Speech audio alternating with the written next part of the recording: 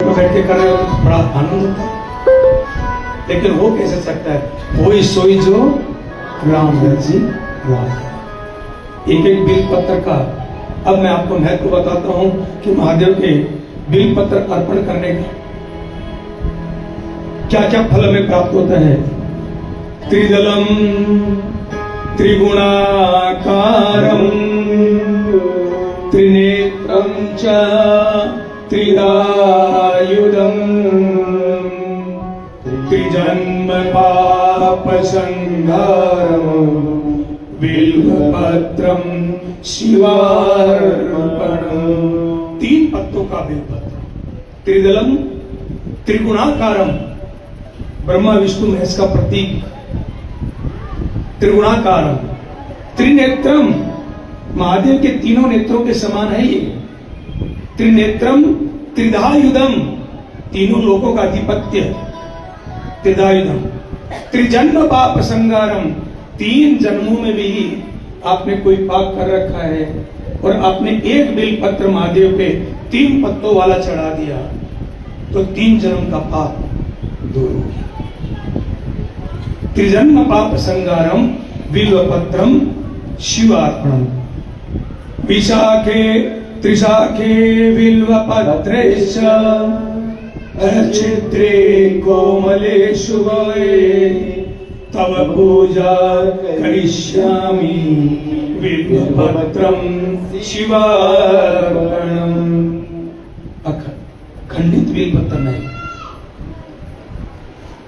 छोटे छोटे कोमल बिल्वपत्र, कोमले शुभे, कोमल बिल्वपत्र जिनका पत्ता ज्यादा हार्ड ना हो, कटा फटा ना हो, इससे महादेव का पूजन करना चाहिए। कोटि कन्या महादानम तिल पर्वत कोटया कांचनम शैलदानेन एक बिल्वम शिवार्पणम। एक बिल पत्र चढ़ाने से आपको प्राप्त होता है क्या? 1 करोड़ कन्याओं का दान कर दो, जितना पुण्य प्राप्त होगा, अथवा 1 करोड़ पर्वत तिल के बना करके महादेव के नाम पे दान कर दो, स्वर्ण का पर्वत बना करके, सोने का पहाड़ बना करके दान कर दो, उतना ही पुण्य 1 बिल पत्र महादेव को अर्पण करने से आपको प्राप्त होता है। मात्र 1। काशी क्षेत्रम निवासंच काल भैरव दर्शनम प्रयागे माधवं दृष्ट्वा एक बिल्वम शिवार्पणम। काशी जी में जाके रहने का जो पुण्य है, वहां रहते हुए वेणु माधव जी का दर्शन करने का, काल भैरव के दर्शन करने का जो पुण्य प्राप्त होता है, वही पुण्य आपको 1 बिल पत्र महादेव के ऊपर चढ़ाने से प्राप्त हो जाता है। इंदुवारे व्रतम स्थित्वा निराहारो महेश्वर नक्तम घोषयामि देवेश एक बिल्वम शिवार्पणम। नुक्त व्रत करने का जो फल होता है, वही 1 बिल पत्र चढ़ाने से आपको फल की प्राप्ति होती है। नुक्त व्रत कैसे करते हैं? बिना कुछ खाए, बिना कुछ पिए 24 घंटा पूरा समय भजन करते हुए व्यतीत करते हैं, उसको कहते हैं नुक्त। नुक्त व्रत करने से जो पुण्य प्राप्त होता है, वही पुण्य 1 बिल पत्र भगवान महादेव पे चढ़ाने से आपको प्राप्त हो जाता है। रामलिंगम प्रतिष्ठा च विवाहित कृतं तथा तटाकंजनस्थानम् एक बिल्वम शिवार्पणम। रामलिंगम स्थापनम, अर्थात एक मंदिर के अंदर शिवलिंग की स्थापना करने का, उस यज्ञ का जो फल प्राप्त होता है, 1 बिल पत्र महादेव के ऊपर चढ़ाने से आपको शिव के प्राण प्रतिष्ठा कराने का पुण्य प्राप्त हो जाता है। उमया सदेवेश नंदी वाहनमेव च भस्मलेपन सर्वांगम एकबिल्वम शिवार्पण। भगवान के शरीर पे भस्म मलने का, नंदी के शरीर पे भस्म मलने का और महादेव के साथ देवी गौरी का पूजन करने का जो पुण्य प्राप्त होता है, वही पुण्य एक बिल्व पत्र महादेव की पिंडी पर चढ़ाने से आपको प्राप्त हो जाता है। सालग्रामेषु विप्राणां तटाकं दक्षगोपयो यज्ञकोटि सहस्राक्ष एकबिल्वं शिवार्पणम्।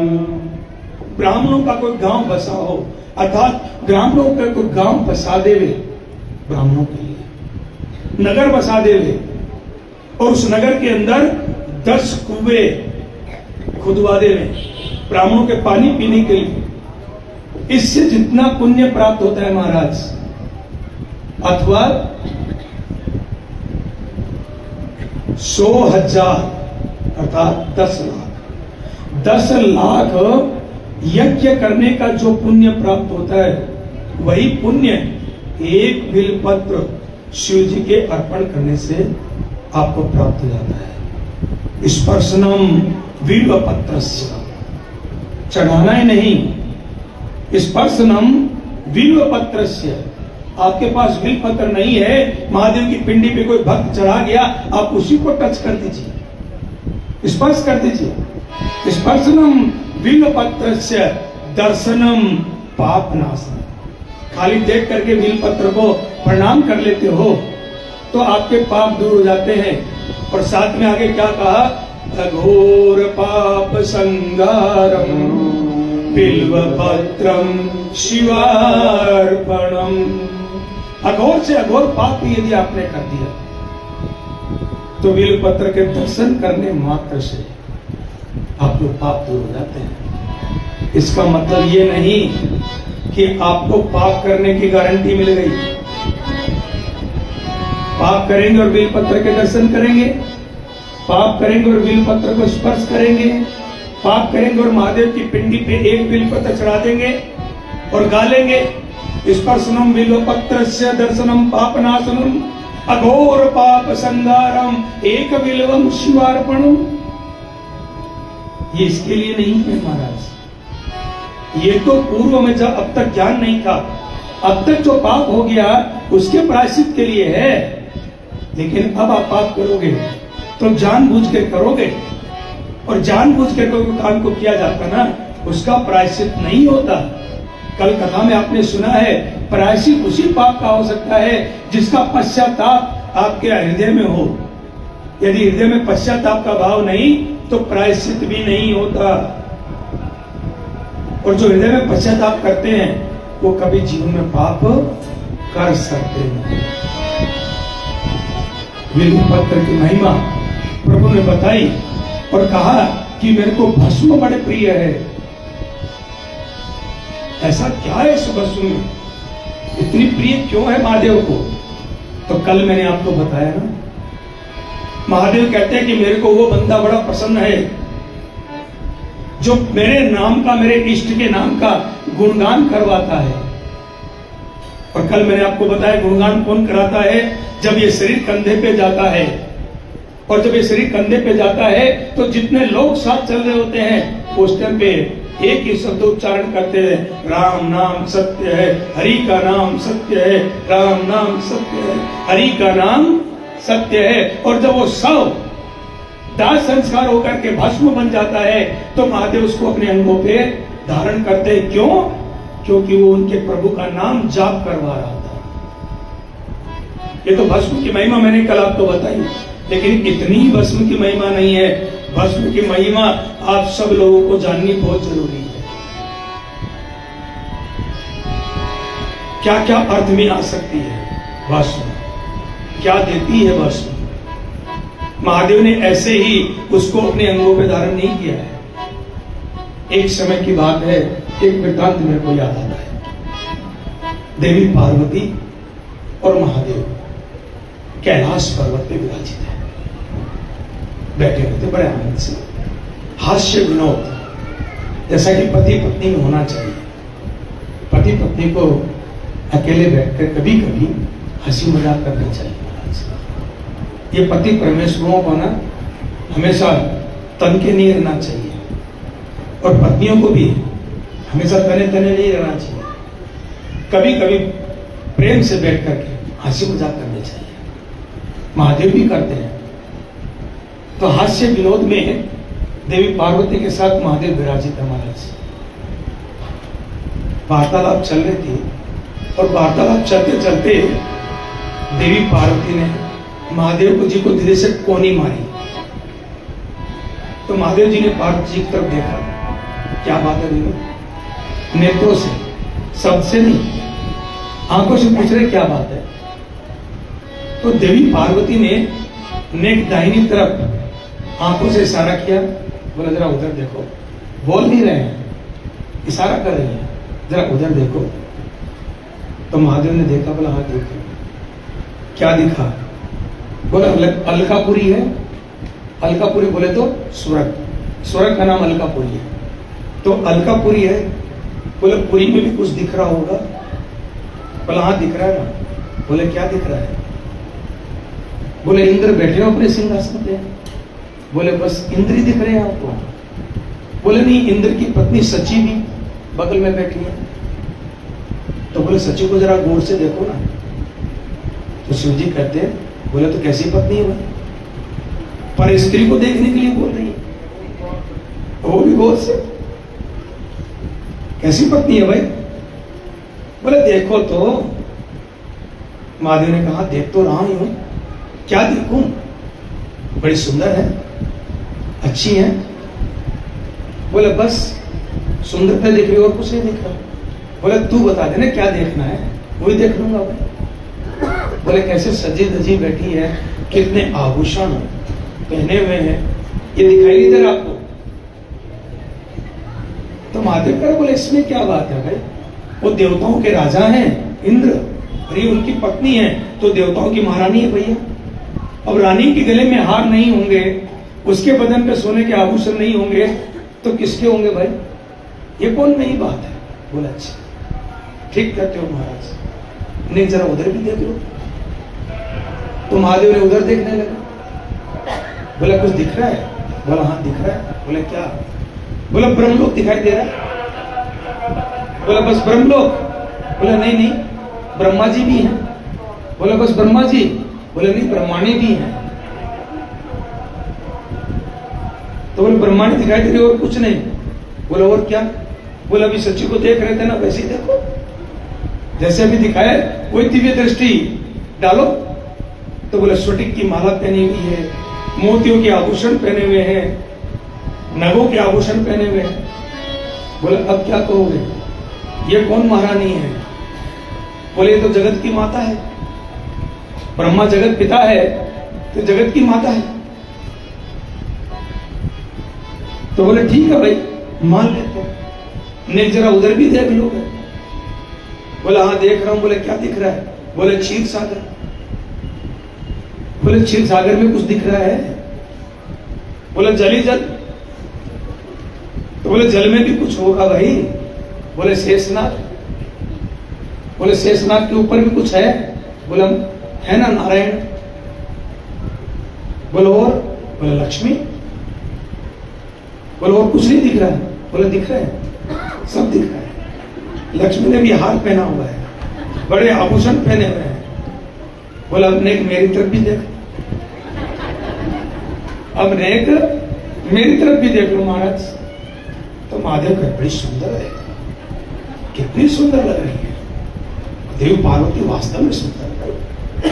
कहना ही क्या है, फूलों के गजरे बाजू में बंधे हुए हैं, फूलों का गजरा बालों में लगा है, फूलों की माला पहनी हुई है, फूलों के ही कंगन पहने हुए हैं, फूलों की ही पाजेब पहनी हुई है, फूलों में सज रही हैं। नेक मेरी तरफ भी देखो।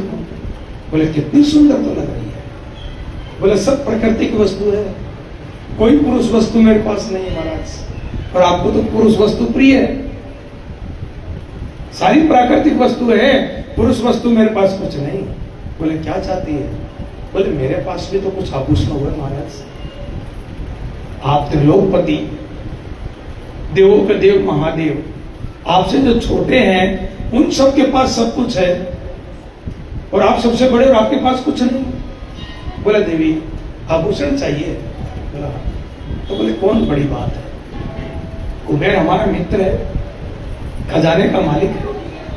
एक काम करो, अपने धुने में से जरा चुटकी भर, ज्यादा नहीं लेना, चुटकी भर भस्म ले लो, और भस्म ले जाकर के कुबेर को दे देना, और कहना कि कुबेर जी इस भस्म के बराबर तोल करके मेरे को सोना दे दो, आभूषण बनाना। देवी हाथा पकड़ के बैठ गई। वाह रे मेरे भोले भंडारी, सोना भी दिलवाया तो कितना, सोना भी दिलवाया तो कितना, चुटकी भर भस्म के वजन के जितना, एक नाक की लौंग भी ना बने। अब ठीक है, महादेव ने कह दिया नहीं से तो यही अच्छा, अरे कुछ नहीं है तो एक नाक की लौंग ही सोने की होगी, वही ठीक। तो भस्म की पुड़िया बड़ी संभाल करके चुटकी की बांधी। तो महादेव ने कहा बड़ा संभाल के ले जाना, देख रास्ते में बिखर ना जाए। बोला हाँ महादेव। चली कुबेर लोक की तरफ, कुबेर जी की तरफ मां पार्वती। अब कुबेर जी की तरफ चल रही है तो कुबेर जी की तरफ जा रही, इधर कुबेर जी का खजाना स्थिर नहीं होता, कुबेर जी का खजाना घटने लगा, रोज घट रहा है, स्थिर नहीं हो रहा। तो कुबेर जी को बड़ी चिंता, अगर ये इसी स्पीड से घटता रहा तो मेरा तो सारा खजाना खाली हो जाएगा। तो माथा पकड़ के बैठे हुए हैं, और उसी समय में मेरे सतयुग के रिपोर्टर कौन, श्रीमन नारायण नारायण नारायण, श्रीमन नारायण नारायण नारायण, सतमन नारायण नारायण नारायण, सतमन नारायण नारायण। भोलेनाथ भगवान की नारायण का जाप करते हुए नारद जी महाराज आज कुबेर जी के लोक के अंदर पहुंच गए, और कुबेर जी को जब माथा पकड़ के बैठे हुए देखे तो पूछने लगे कुबेर जी क्या बात, धन खाली होने लगा? कुबेर जी बोले कि यही तो ड्यूटी है भाई, खजांची हूं तो हमेशा खजाने की चिंता रहती है, ये मेरा खजाना स्थिर नहीं हो रहा, घट रहा है, कुछ उपाय करिए। तो नारद जी महाराज पार्वती के पास गए थे, और जाके मां पार्वती को बताया कि देखो ब्रह्माणी, लक्ष्मी, इंद्राणी कितने जेवर पहन के बैठती है, आपके पास में क्या है? ये नारद जी की तिल्ली लगाई हुई थी महाराज। तो देवी पार्वती लेकर के जा रही है, तो नारद जी पहले पहुंचे वापिस, और कहा कि हे नारद जी, हे कुबेर जी, अब देवी पार्वती आ रही है तो उनको अच्छे से हैंडल कर लेना, आपका खजाना स्थिर हो जाएगा। और कह के नारद जी को अंतर ध्यान। देवी आई तो कुबेर जी उठ करके पार्वती को प्रणाम किया, और प्रणाम करके कहने लगे मैया कोई कार्य था तो मेरे को बुला लेती, मैं आ जाता, आप चल करके आई। तो देवी पार्वती ने बड़ा शर्माते हुए, बड़ी लज्जाते हुए बोली, बोले आपके मित्र ने भेजा है। बोला हाँ मैया बताओ ना। बोले नहीं कुछ ज्यादा तो नहीं, ये चुटकी भर भस्म उन्होंने भेजी है, कहे हैं कि इसके बराबर सोना तोल करके दे दो। सारे रास्ते सोचते आ रही है, वाह मेरे भोले भंडारी, सोना भी दिला रहा तो कितना, और अभी भी सोच रही है कि मेरे भोले भंडारी ने मांगा भी तो कितना। अरे जब मांगने पे आ गए तो ठीक से मांग लेते भाई, कोई बात नहीं। कुबेर जी ने कहा कोई बात नहीं, लाओ। तो धर्म कांटा लगाया गया महाराज, और धर्म कांटे के एक पलड़े के ऊपर वो जो चुटकी भर भस्म थी, कागज की पुड़िया से हटा करके खाली भस्म डाली, कागज को हटा दिया, और दूसरे पलड़े के ऊपर सोना रखना आरंभ किया। भगवान कुबेर जी के खजाने में जो सोना है वो धीरे धीरे आकर के दूसरे पलड़े पे रखा जा रहा है, लेकिन भस्म का पलड़ा भारी है और खजाने का पलड़ा हल्का। जो जो जो जो सोना आकर के रखा जा रहा है, तो देवी पार्वती अब मन में विचार करती है, नहीं नहीं नहीं नहीं, मेरे पति तो बड़े समझदार है। अच्छा ही हुआ जो लोभ करके मैं ज्यादा नहीं लाई, ज्यादा ले आती तो कुबेर के पास तो खजाना नहीं खत्म हो जाता। इतना चढ़ गया एक चुटकी वजन में। आने के समय तो वजन इतना लग नहीं रहा था, लेकिन इसमें तो बड़ा वजन है। धीरे धीरे कुबेर जी ने सारा खजाना तराजू के पलड़े पर रख दिया और बोला, मैया त्राही माम, अब मेरे पास नहीं है, सब ले जाओ। मैया बोली नहीं।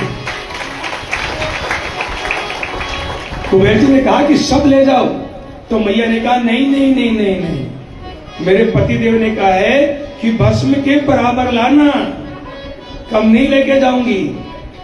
बोला अब तो मेरे पास नहीं, आप बाबा से पूछ के आ जाओ क्या करना है। देवी पार्वती वापिस कैलाश पे आई महाराज, और कैलाश पे आकर के महादेव से बोला कि हे महादेव, वो जो चुटकी भर भस्म, अच्छा हुआ आपने चुटकी भर दी, वो चुटकी भर भस्म तराजू के एक पलड़े पे और कुबेर का खजाना दूसरे पलड़े पे।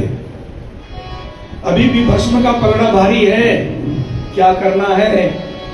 महादेव ने कहा कि हे देवी, अभी भी समझाना पड़ेगा कि क्या करना है। अरे वो हमारी भस्म उस सोने से ज्यादा कीमती है, सोने से ज्यादा बहुमूल्य है, अपनी भस्म को वापिस ला। देवी पार्वती वापिस कुबेर जी की तरफ जाने लगी। इधर कुबेर जी मन में नारद जी को बड़ा धन्यवाद दे रहे हैं कि हे नारद जी, आपने बड़ी कृपा की। अब तक तो खजाना धीरे धीरे जा रहा था, अब तो एक साथ ही जा रहा है। अरे आपसे कहा था कि मेरा खजाना रुक जाए, स्थिर हो जाए, ऐसी कृपा करो, और आपने तो ऐसी कृपा करी है कि सारा खजाना ही ना रहेगा बांस, ना बजेगी बांसुरी, ना खजाना ना चिंता। बड़ी कृपा कर दी महाराज। उसी समय नारद जी फिर प्रकट हो गए और प्रकट होके बोले कि क्या हुआ कुबेर जी। बोले महाराज फिर आगे से कभी ऐसी कृपा नहीं करना। बोले क्या हो गया। बोला सारा खजाना जा रहा है। तो बोला गया कहाँ है, गया तो नहीं ना। बोले ना। बोले रख वापिस खजाने को भीतर, और ये जो भस्म दूसरे पलड़े पे है ये उठा करके इस खजाने के ऊपर डाल दे, इसका वजन सोने चांदी के ऊपर डाल दे, अभी तेरा खजाना स्थिर हो जाएगा, घटेगा नहीं। देवी पार्वती आई और आके कहा, बोला कि भैया जी आपके मित्र कहते हैं कि हमारी भस्म वापिस कर दो। कुबेर जी ने कहा कि मैया वो तो मैंने खजाने पे डाल दी, अपना खजाना मैंने स्थिर कर लिया, उस खजाने को तो रोक लिया। वापिस आई और आकर के महादेव से कहा, प्रभु कुबेर जी ने तो भस्म नहीं दी, अपने खजाने पे डाल दी।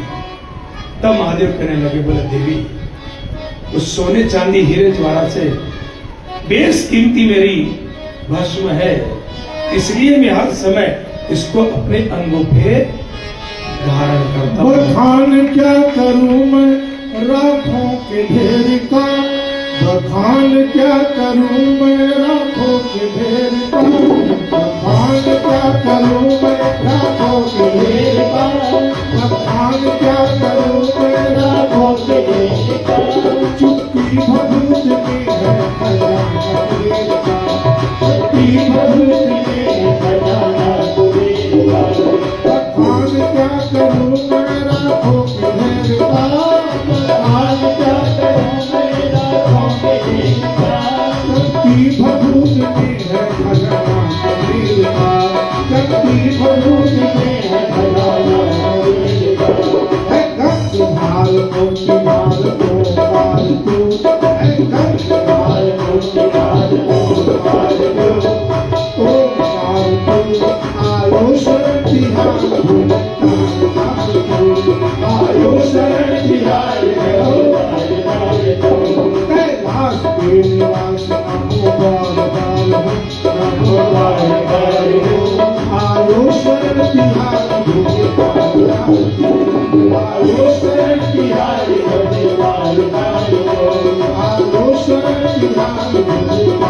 आयो शरण तिहार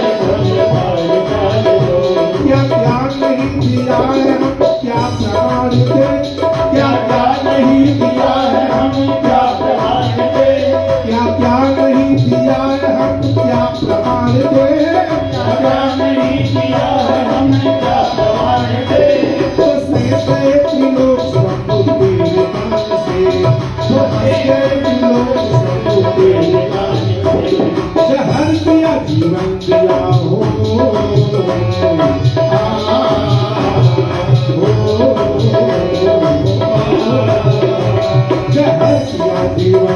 कितना उदार तू, कितना उदार तू, आयो शरण तिहार आयो शरण तिहार आयो शरण तिहार कैलाश के निवासी नमो आयो शरण तिहार आयो शरण तिहार आयो शरण तिहार आयो शरण तिहार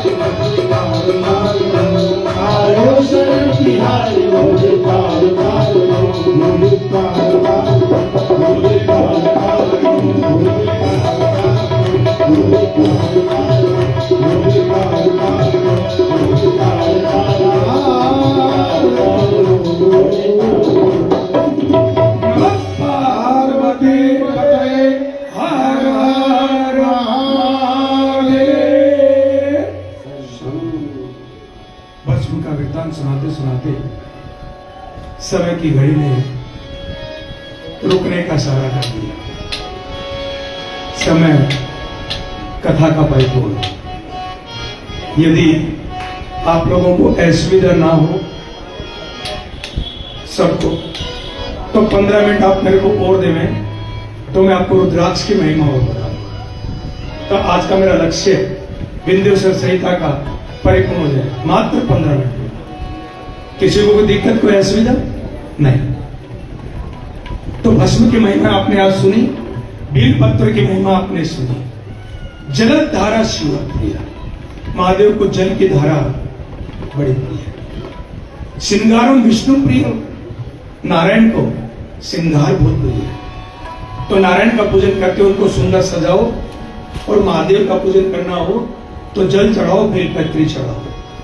लेकिन शास्त्र क्या कहता है, शिव पुराण क्या कहता है, बिना त्रिपुंडेन रुद्राक्ष मालया, बिना रुद्राक्ष धारण किए, बिना रुद्राक्ष पहने और बिना त्रिपुंड भस्म लगाए यदि कोई महादेव का पूजन करता है तो महादेव पूजन स्वीकार नहीं करते।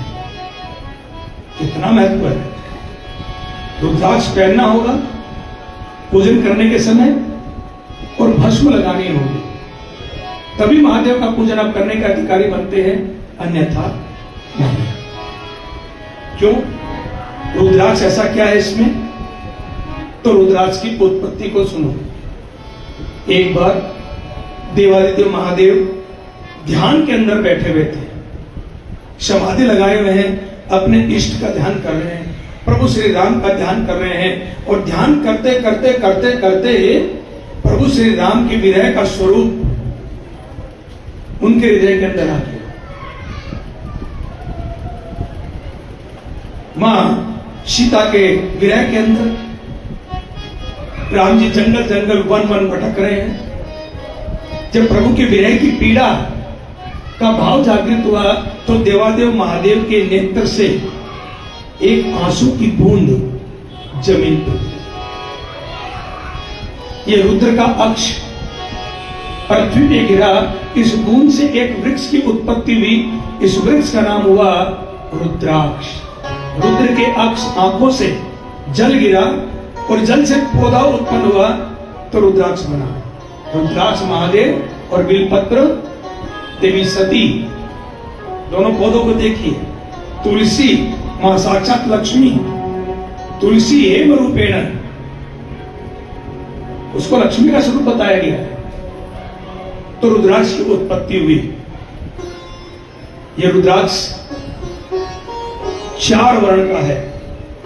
4 रंग के रुद्राक्ष होते हैं। जैसे अपने यहाँ पे ब्राह्मण, क्षत्रिय, वैश्य और शूद्र 4 वर्ण होते हैं ना। ऐसे ही 4 तरह के चारों ही वर्णों के रुद्राक्ष होते हैं। ब्राह्मण रुद्राक्ष होता है, फिर क्षत्रिय रुद्राक्ष होता है, फिर वैश्य रुद्राक्ष होता है और फिर शूद्र रुद्राक्ष होता है। चारों के रंग अलग अलग हैं। जो सफेद रंग का रुद्राक्ष होता है ना, उसको ब्रह्म रुद्राक्ष की संज्ञा है, वो ब्राह्मण है। लाल रंग का एक रुद्राक्ष होता है, यह रुद्राक्ष क्षत्रिय वर्ण का बताया गया। पीले रंग का रुद्राक्ष भी होता है, यह वैश्य वर्ण का रुद्राक्ष बताया गया। और काले रंग का भी रुद्राक्ष होता है, इसको शूद्र वर्ण का बताया गया। कितना बड़ा रुद्राक्ष धारण करना चाहिए? तो छोटे से छोटा पेड़ के बराबर और बड़े से बड़ा बेल के फल के बराबर। बेल का फल इतना बड़ा होता है ना, तो जो बेल के बराबर रुद्राक्ष होता है, इसको सर पे धारण किया जाता है। और बेल के बराबर जो रुद्राक्ष होता है, इसको गले में धारण किया जाता है। गौड़ देश में, काशी जी के अंदर, मथुरा के अंदर, अयोध्या के अंदर, श्रीलंका के अंदर, मलयाचल के अंदर, सहगिरी के अंदर विशेष रूप से रुद्राक्ष की उत्पत्ति होती है। नेपाल के अंदर विशेष रूप से रुद्राक्ष की उत्पत्ति होती है। ज्यादा मात्रा में रुद्राक्ष निकलते हैं। तो उसको धारण कौन कर सकता है? तो चारों ही वर्ण के रुद्राक्ष हैं, तो चारों ही वर्ण के लोग रुद्राक्ष पहनने का अधिकार रखते हैं। अब आप लोगों का प्रश्न आ सकता है, या आना चाहिए, या मैं यूं कहूं कि मैं अपने ही समाज में आप देवियों को कुछ गलती करते हुए देखता हूं। क्या आप देवियां एक मन के अंदर धारणा बनाई हुई है कि शिवलिंग को स्पर्श नहीं करना चाहिए, स्त्रियों को शिवलिंग का पूजन नहीं करना चाहिए स्त्रियों को? ये धारणा है ना, सही बात, लेकिन ये गलत धारणा है। हमारा शिव पुराण क्या कहता है? भगवान के पूजन के विषय के अंदर शिव पुराण कहता है, ब्राह्मण क्षत्रिय वैश्य शूद्र वा प्रतिलोमजा पूजयेत सततम लिंगम तन्मात्रे न सादरम। ब्राह्मण, वैश्य, क्षत्रिय, शूद्र चारों वर्ण के लोग आदर पूर्वक सत्कार के साथ महादेव का पूजन करने का अधिकार रखते हैं।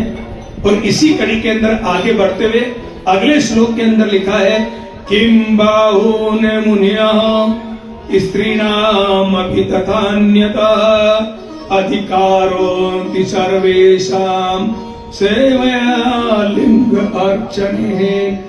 समान भाव से स्त्रियों को भी शिवलिंग अर्चन करने का अधिकार शिव पुराण के अंतर्गत दिया गया है। तो आप स्त्रियों को भी शिवलिंग का पूजन करने का अधिकार है। जहां तक देखते हैं बोले कि औरतों को रुद्राक्ष धारण नहीं करना चाहिए क्योंकि यह शिव स्वरूप है, इसलिए स्त्रियों को रुद्राक्ष धारण नहीं करना चाहिए। तो शिव पुराण क्या कहता है? शिव पुराण मना नहीं करता कि स्त्रियों को रुद्राक्ष धारण नहीं करना चाहिए। शिव पुराण कहता है कि सर्ववर्णानाम, पहला शब्द क्या दिया है? सर्ववर्णानाम। सर्ववर्ण में चारों वर्ण आ गए, ब्राह्मण, क्षत्रिय, वैश्य और शूद्र। सर्ववर्णानाम स्त्री शूद्राणाम शिवाज्ञा। शिव जी आज्ञा करते हैं चारों वर्ण को भी, स्त्रियों को भी, शूद्रों को भी। क्या आज्ञा करते हैं? धार्या सदैव रुद्राक्ष। सभी के सभी रोज रुद्राक्ष को धारण करो, चाहे शूद्र स्वरूप में ही स्त्री हो।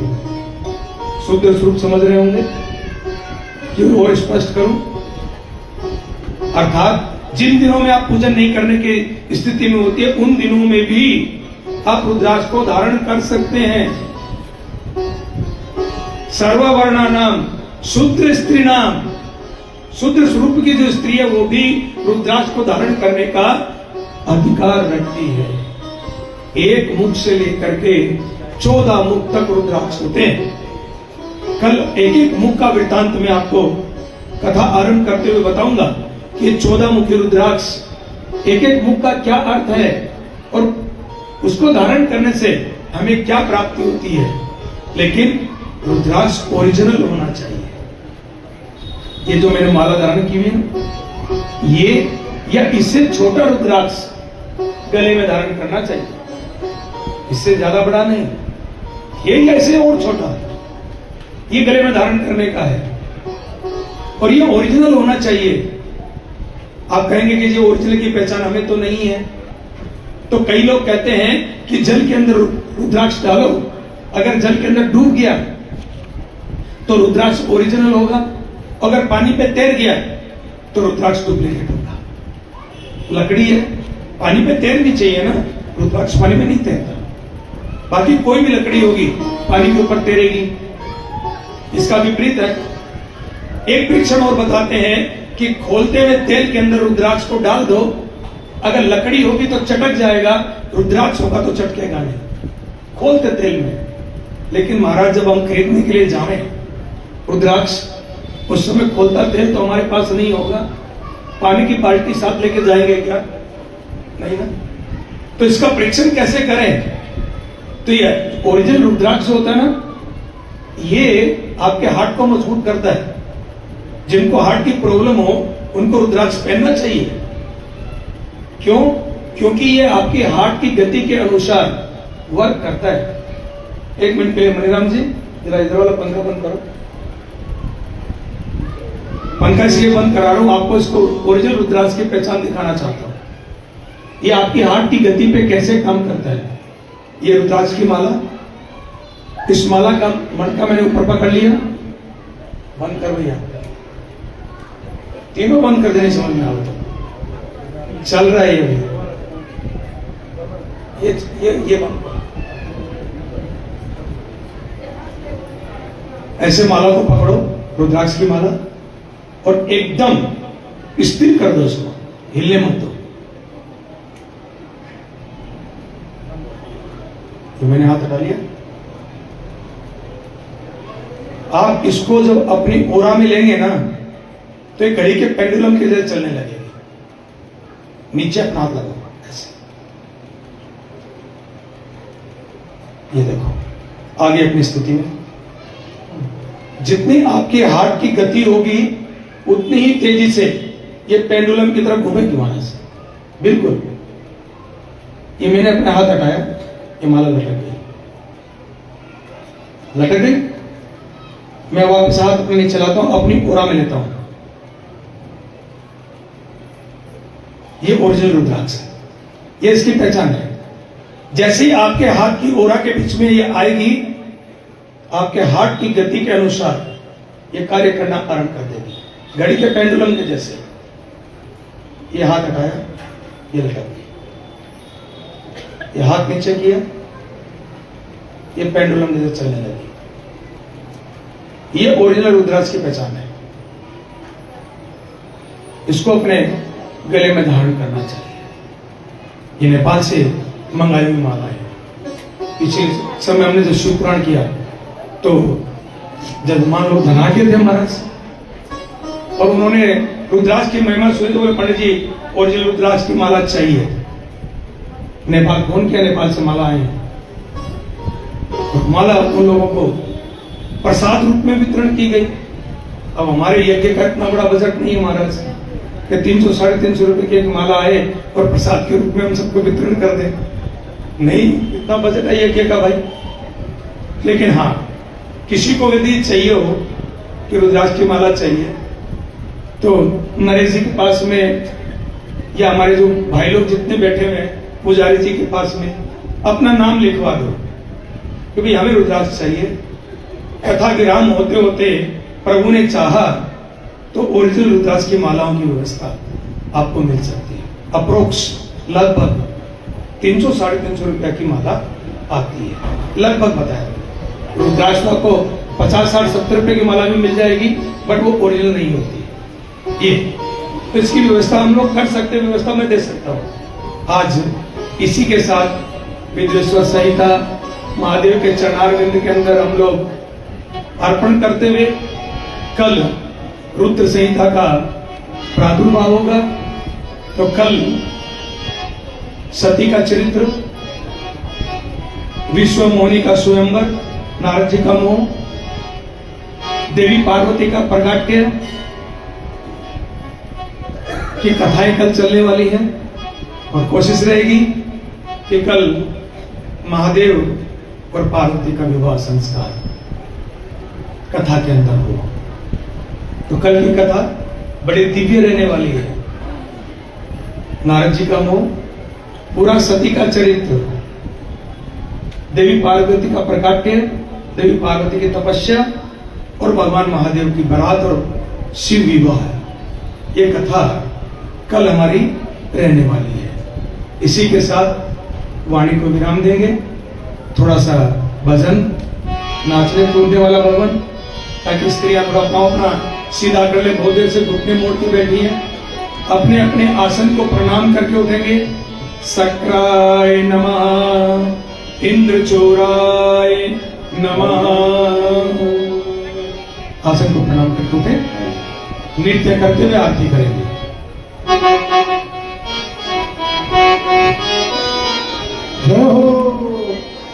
डम डम डमरू बजाना होगा, भोले मेरी कुटिया बिठाना होगा।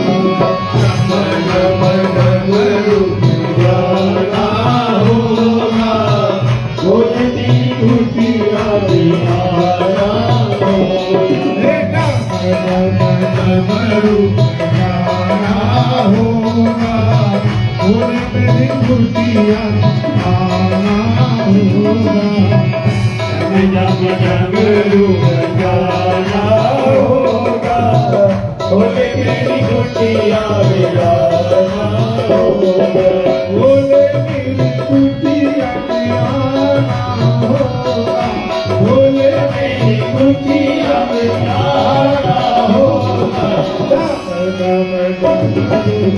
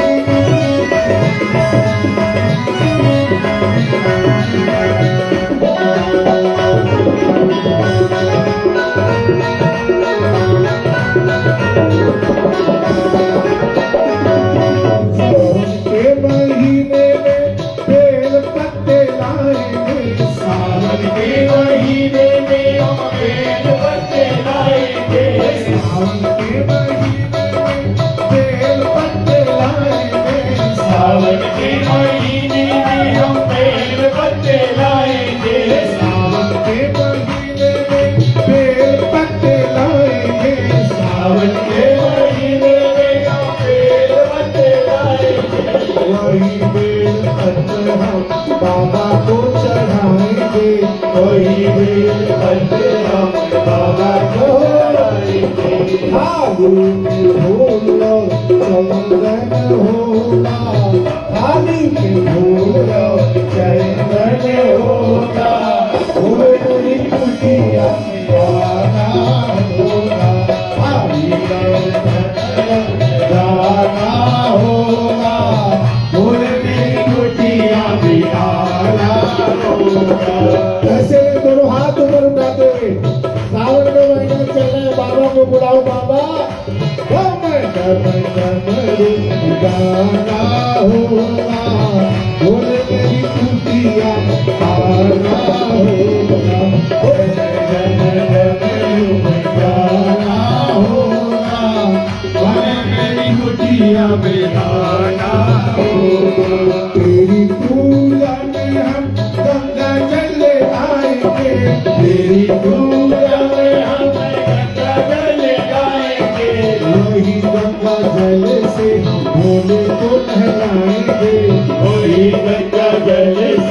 भोले को लगाएंगे। फिर तो भजन और कीर्तन होगा, फिर तो भजन और कीर्तन होगा। फूल तेरी खुशियाँ गाना होगा, दम दम डमरू गाना होगा, फूल तेरी खुशियाँ गाना होगा।